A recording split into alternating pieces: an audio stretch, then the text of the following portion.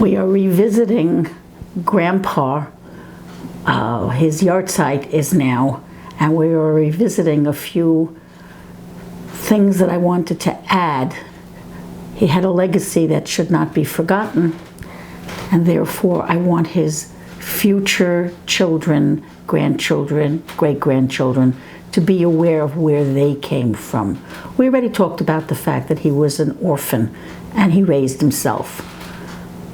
By raising himself, he had options to go to the right, to the left. He went to the right.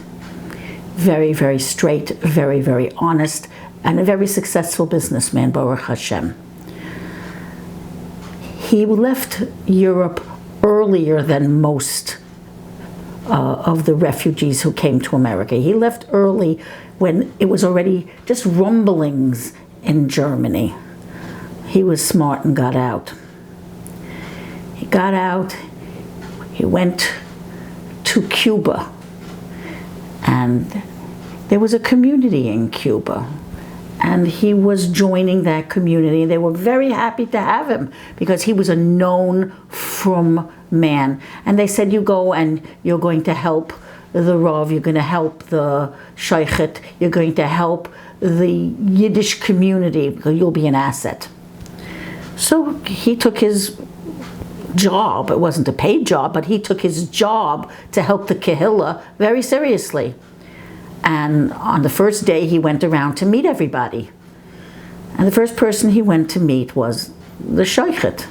And he goes to the Shlach house to see the Shaykhet, because where else would the Shaykhet be? And he's wandering around, he's looking around, talking to the workers who were there. And he sees that there are two tongues hanging in the Shlach house.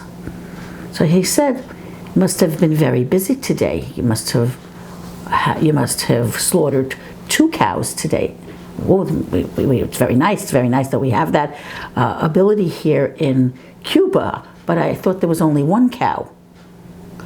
Oh no, Yecheskel, the Shaykhet said. You don't know how things work in Cuba. In Cuba, sometimes the cows have 2 tongues, not 1.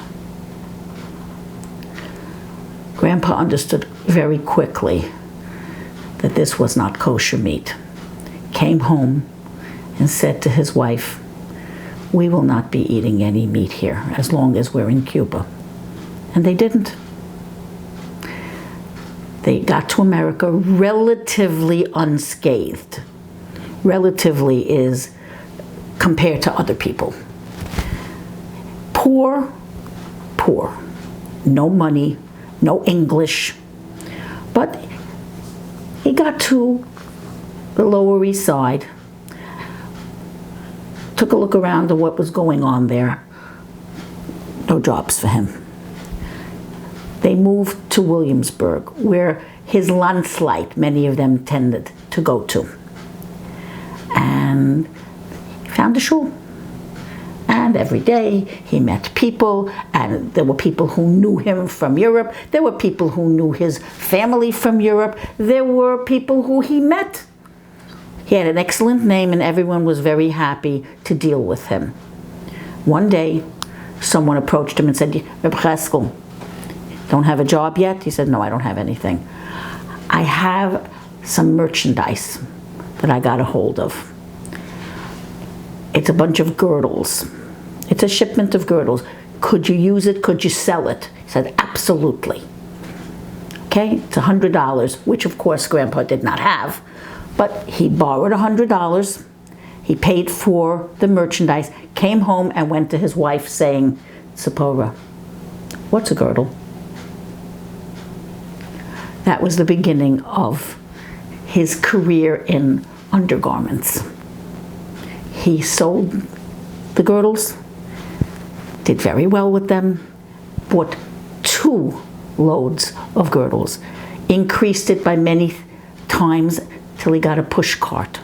From the push cart, he got a stand. From the stand, he eventually got a store. And he kept his principles. He was never open on Shabbos. And he was a Ugahitan Yid who showed us the derech. He showed us the derech. My father was a disciple of his. Learned everything, learned how to talk, learned how to behave, learned how to be a businessman, learned the importance of learning, had a love for learning, and of course, singing. The family were singers, and that was passed on. And I believe we passed it on to our grandchildren too. The curry bone that we sing, that's Zeidy's. But whose was it first? It was Grandpa's. We have a great legacy. We pass that to you with love.